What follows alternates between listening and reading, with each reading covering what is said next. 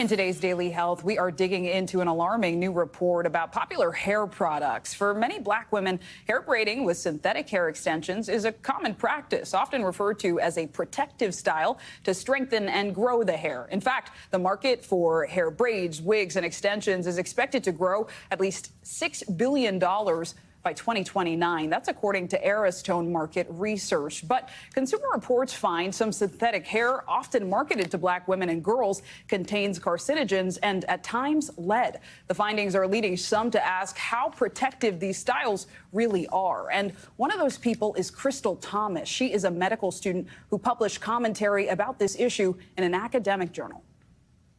About 2 years ago, I decided to get braids for the first time in over a decade. And I was really excited about it at first, but as the day went on, I realized there was this unbearable smell. As I kept smelling this, my throat tightened up.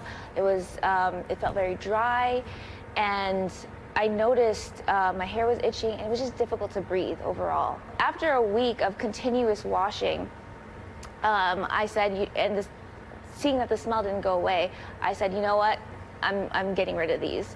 As consumers, we implicitly want to believe that the products we purchase are safe. That's not always the case. Black women are at a higher risk for uterine fibroids, for more aggressive breast cancers, and so on. Is exposure to these products a contributing factor or not?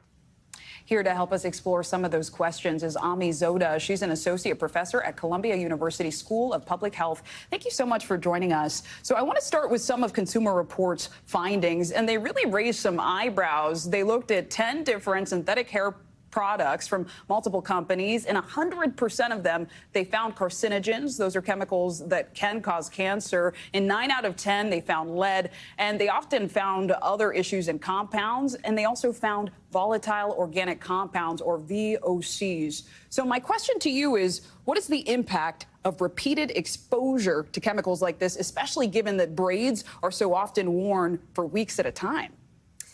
Yes, thank you for that question, and thank you for covering this important issue. So I just want to say first that this important new report adds to a growing body of evidence that really shines a light on the fact that hair products, as well as other beauty products and cosmetics, especially those marketed to Black women and girls, contain many chemicals of concern, and that we need to do something about it to make sure people are protected. But specifically to the report, we know that some of these chemicals, like lead and benzene, are really problematic for health, and that really there's no safe level of exposure.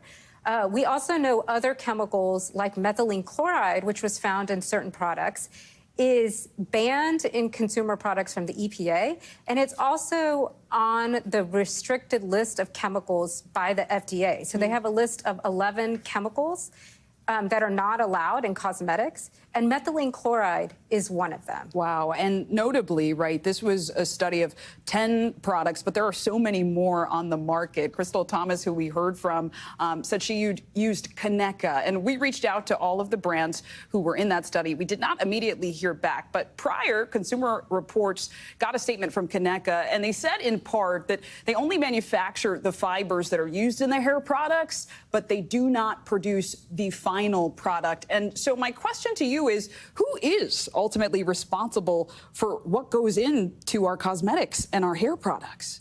That's a great question. So at the national level, the FDA regulates cosmetics. But not synthetic braids, not right now. Not right now. But really, this industry is really underregulated. So they don't have authority to recall products.